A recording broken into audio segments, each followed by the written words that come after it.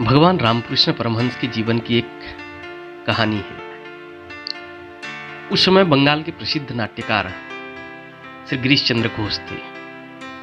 वो जगत जननी काली माता के बहुत ही बड़ा भक्त थे। एक बार वो रामकृष्ण परमहंस के पास आए थे, तो बातों बातों में रामकृष्ण परमहंस ने उनसे कहा कि गिरीश बाबू, आप जब भी कभी भोजन करते हो तो जगत जननी माँ काली को भोग चढ़ाए बिना उसे भोजन मत किया करो।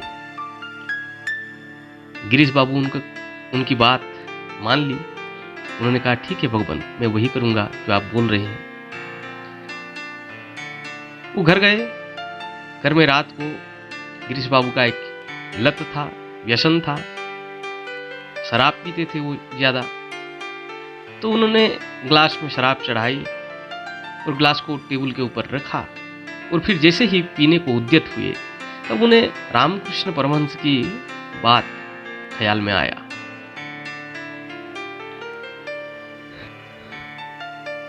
तो वो जैसे ही वो शराब की ग्लास को हाथ में लिए हुए माँ जगत जननी को भोग लगाने के लिए उद्यत हुए, तो उनमें ख्याल ये आया कि इस तुच्छ सी वस्तु की भोग मैं जगत जननियों को कैसे चढ़ाऊं।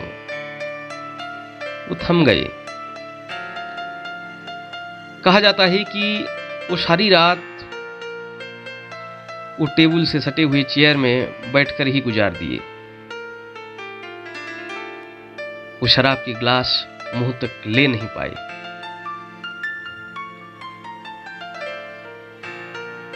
और उस दिन से उनका शराब का जो लत था वो व्यसन ही छूट गया।